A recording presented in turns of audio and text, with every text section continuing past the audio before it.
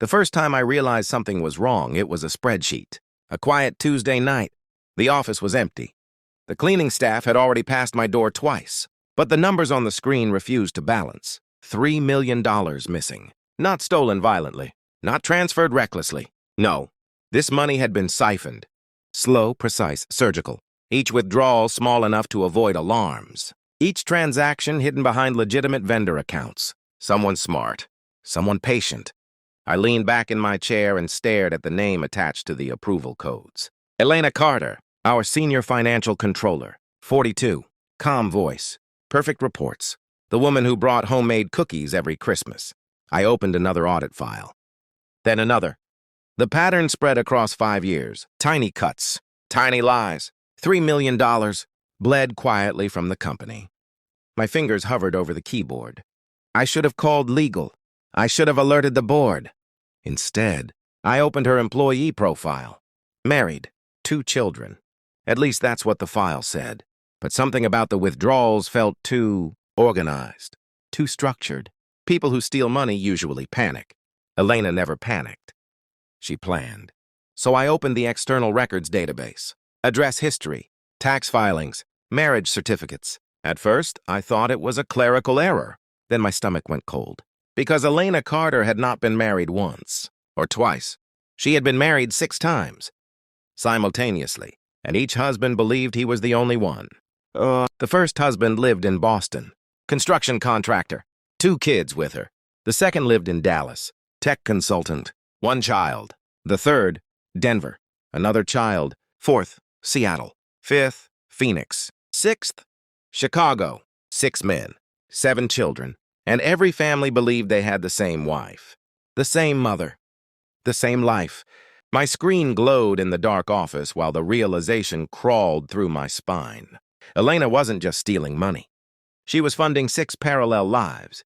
Different homes, different names, different stories. Each husband filed joint taxes with her. Each marriage certificate was real. Each identity slightly altered. A middle name added, a maiden name swapped. Just enough to avoid automatic detection. 5 years, 6 families, 7 children, $3 million. I sat there for a long time, not angry, just fascinated. Because deception like this required more than greed. It required discipline, planning, psychological control, and the company, my company, had unknowingly financed her empire of lies. I should have reported it, but another thought entered my mind. What happens when 6 husbands learn they share the same wife? I closed the audit file slowly and began building a different kind of... For 2 weeks, I lived inside her life.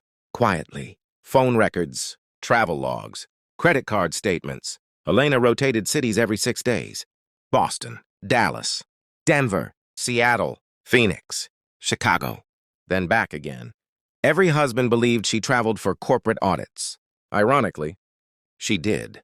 Just not for us. School registrations revealed the children.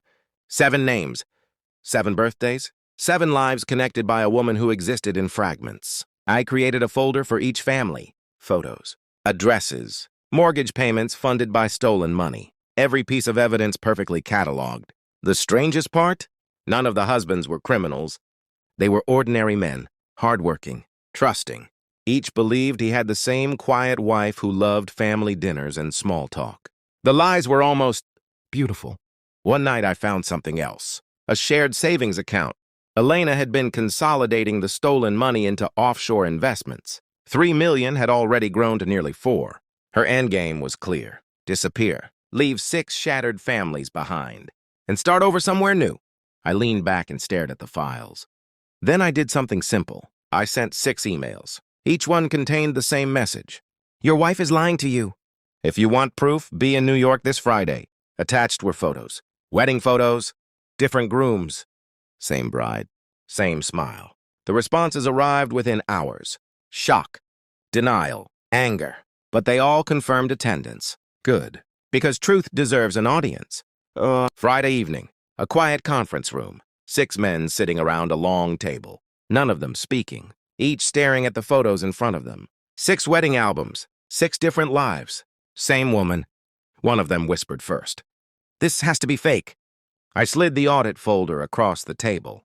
Bank transfers, marriage certificates, birth records, travel schedules, every lie documented. No one shouted. No one argued. They simply read, and the silence grew heavier. One man covered his face with both hands. Another stared at the wall like something inside him had cracked. Then the door opened. Elena walked in.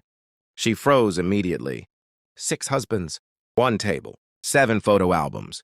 Her eyes moved slowly across the room. Calculation, fear, recognition. Then she looked at me. "What is this?" Her voice almost steady. I answered quietly. "A family reunion?" The room didn't explode. That's what surprised me. No shouting. No violence. Just 6 men, standing slowly, each holding a piece of their broken life. One husband asked the only question that mattered. "How long?" Elena didn't answer. She looked at me instead. "You did this." I nodded. "You stole $3 million from my company." Her expression hardened. "You could have called the police." "Yes." I slid the final folder onto the table. But this felt more educational. Inside were the offshore accounts, the stolen funds. Every transaction tied directly to her. Legal proof. One husband opened it, then another.